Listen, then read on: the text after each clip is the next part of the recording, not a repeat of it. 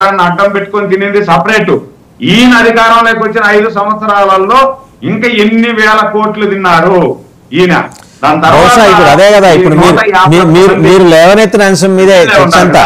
సురేంద్ర నాయుడు గారు, మీరు లేవనెత్తిన అంశం మీదే ఈ ప్రత్యేక కోర్టులు ఏర్పాటు చేయించే విషయంలో లాబీ చేయడం కోసం మంత్రి లోకేష్ గారు ఏమన్నా ఢిల్లీ వెళ్ళారా అనే అనుమానం మీరు చెప్పకుండా చెప్పారు. ఆయన ఎందుకు ఢిల్లీ వెళ్ళారు అనేది.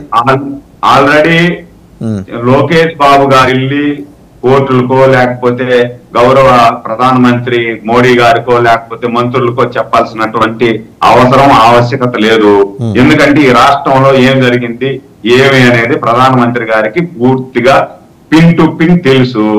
వారు కూడా సత్వరమే ఇవన్నీ కేసులు పరిష్కరించాలని చెప్పి వాళ్ళే ప్రత్యేక కోర్టు కావాలన్నప్పుడు రికమెండ్ చేస్తారు, ఏర్పాటు చేస్తారు. చంద్రబాబు నుండి లోకేష్ బాబు గారు పోయి చెప్పాల్సిన అవసరం లేదు.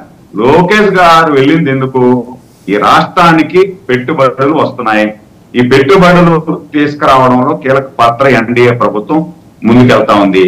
దానికి కావాల్సినటువంటి సౌకర్యాలు కేంద్రం నుండి ఏ విధంగా తీసుకురావాలా, ఏ విధంగా వస్తాయి, ఇవన్నీ కూడా వాళ్ళతో చర్చించి ఈ రాష్ట్రం డెవలప్ అవడానికి ముందుకు తీసుకెళ్ళాడు. అదే విధంగా మొన్న బడ్జెట్ లో కూడా 1500 కోట్ల రూపాయలు అమరావతికి కూడా ఇస్తామని చెప్పారు. అదేవిధంగా పోలవరానికి ఇస్తామన్నారు.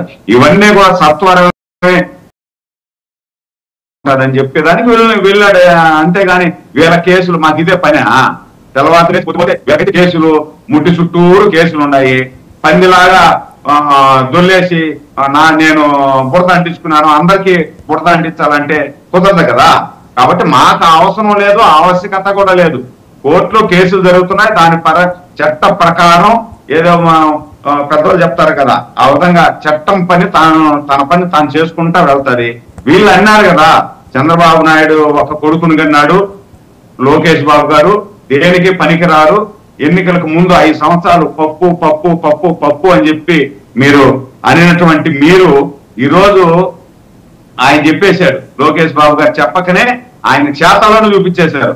ఒరే పిచ్చోళ్ళారా, నేను పప్పు కాదురా నిప్పులు అంటుకున్నారంటే మీరే మసి మాడిపోతారు కాబట్టి అని చెప్పేశారు. కాబట్టి వీళ్ళకి ఏంద్రనాయన చంద్రబాబు నాయుడు గారు అయితే ఏదో కొంచెం అటు ఇటు కొంచెం అటు పొగిడినారా, లేకపోతే అధికారంలోకి వచ్చేసిన తర్వాత ఆయన ఎంతసేపు అభివృద్ధి సంక్షేమం ఇవే చూసుకుంటాడు.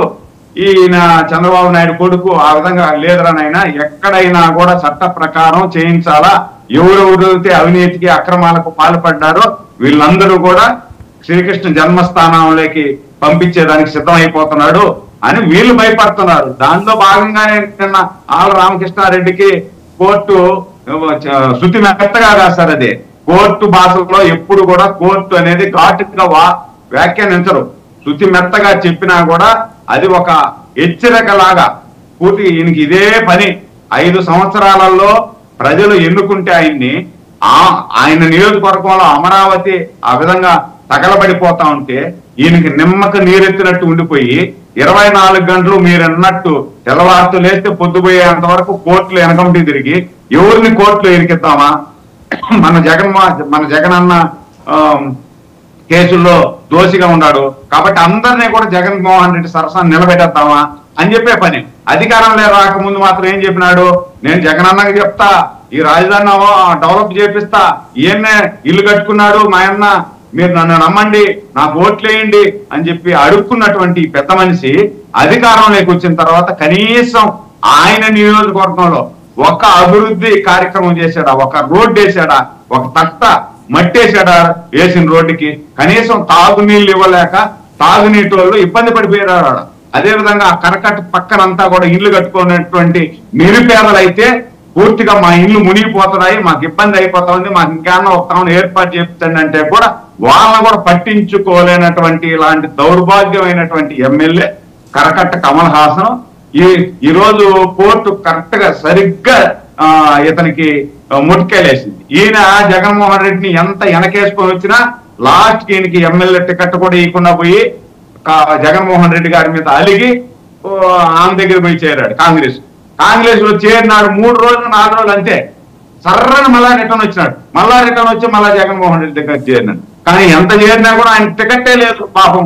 ఇలాంటి వ్యక్తులు లోకేష్ బాబు గారిని గురించి, ఎన్డీఏ ప్రభుత్వాన్ని గురించి ఎంత తక్కువ మాట్లాడుకుంటే అంత మంచిది. ఈ రోజు మాకేం తీరుబాటు లేదండి. ఈ కేసులు ఇవి చూసే తీరుబాటు టైం మాకులే. అవి చట్టం పని తాను చేసుకుపోతాయి, కోర్టులు చేసుకుపోతాయి. మాకుండేది ఏంది 164 సీట్లు మమ్మల్ని ప్రజలు నమ్మి మాకు ఓట్లు వేశారు. అద్భుతమైనటువంటి పరిపాలన అందించమని చెప్పి ఈ రాష్ట్రం 5 సంవత్సరాల్లో 30 సంవత్సరాలు వెనక్కి తీసుకెళ్లిపోయినారు. 5 సంవత్సరాల కాలంలో ఈ 30 సంవత్సరాలు వెనక్కిపోయినటువంటి పెట్టి అమరావతి, పోలవరం, అదేవిధంగా రైల్వే జోన్ ఏదైతే కేంద్ర ప్రభుత్వం నుండి మనకు రావాల్సినటువంటి విభజన చట్టంలోని హామీలన్నింటినీ కూడా నెరవేర్చుకునేదానికి మా పని ఉంది. సురేంద్ర నాయుడు గారు ఇంకో ప్రశ్న. నిన్న బొత్స సత్యనారాయణ గారు మాట్లాడుతూ ఆయన ఎమ్మెల్సీ ఎన్నికైన తర్వాత 3 రాజధానుల విషయంలో వాళ్ళేమి వెనక్కి తగ్గలేదు, వీఆర్ కమిటెడ్ ఫర్ 3 క్యాపిటల్స్ అనే ధోరణిలో మాట్లాడారు. వాస్తవంగా వైసీపీని పడుకోబెట్టింది 3 రాజధానులే, వాళ్ళని అధికారంలో దించేసిందే 3 రాజధానుల కాన్సెప్ట్. అయినా కూడా వాళ్ళ ధోరణిలో ఏం మార్పు రాలేనట్టు ఆయన మాటలను బట్టి అర్థమవుతుంది. మీరేమంటారు సార్? ఇప్పుడు వాళ్ళకు పుట్టుకతో వచ్చింది సార్. అదే పుట్టుకతో వచ్చింది, ఎవరికైనా కూడా పుట్టుకతో వచ్చింది పిడకలతో గాని పోదంటారు. మీకు అందరికీ ఆ సామెత ఐడియా ఉంటుంది. పుట్టుకతో వచ్చింది మనం కడసారి పిడకల మీద పోయేంత వరకు కూడా పోదు. అలానే వాళ్ళు రాష్ట్రాన్ని నాశనం చేయడమే వాళ్ళ పని. ఏదైనా కూడా నాశనం చేయడమే కంకణం కట్టుకున్నారు. ఇప్పుడు 3 రాజధానులు ఎవరికి కావాలండి? ఇప్పుడు ప్రజలకు క్లియర్ గా అన్ని వర్గాల ప్రజలు, అన్ని ప్రాంతాల ప్రజలు పూర్తిగా వీళ్ళు తీసుకున్నటువంటి నిర్ణయం సమ్మతమైన కాదు అని చెప్పి తీర్పిచ్చేశారు. ఇంకా వాళ్ళు జ్ఞానోదయం కాకుండా ఇంకా 3 రాజధానులు అనుకుంటా ఉంటే ఇప్పుడు వచ్చిన 11 సీట్లు కూడా వచ్చే పరిస్థితి లేదు. అది తీసుకొని వాళ్ళు ప్రవర్తిస్తే మంచిది. వాళ్ళ గురించి ఎంత తక్కువ మాట్లాడుకుంటే అంత మంచిది సార్. ఎందుకంటే వాళ్ళు అయిపోయింది, చచ్చిపోయింది పాము. చచ్చిపోయిన పాము గురించి మళ్ళా మనం మాట్లాడుకోవడం వేస్ట్. మనం అభివృద్ధి, సంక్షేమం తీసుకొని ముందుకెళ్లాలా. ఇప్పుడు అన్ని ప్రాంతాల నుండి కూడా చూడండి సార్. ఇప్పుడు వీళ్ళు తీసుకెళ్లి వైజాగ్ లో క్యాపిటల్ పెడతామన్నారు. కానీ వైజాగ్ క్యాపిటల్ పెడతామనే ప్రాంతంలో కూడా వీళ్ళకి ఏమన్నా మెజారిటీ ఇచ్చారా? ఆడేమన్నా ఒక ఎమ్మెల్యేని గెలిపించారా వీళ్ళు ప్రజలు? కాబట్టి ఇంకన్నా మారండి. ఎందుకు ఇప్పుడు ప్రతిపక్షం పాత్ర ఇలాకపోయినారు. ఎట్లా ఒకట బొత్స సత్యనారాయణకు సీనియర్ నాయకుడు ఒక ఎమ్మెల్సీ అయినాడు. ఎమ్మెల్సీ అయిన తర్వాత అన్నా మీరు మార్చుకోండి, మీ ధోరణి మార్చుకోండి.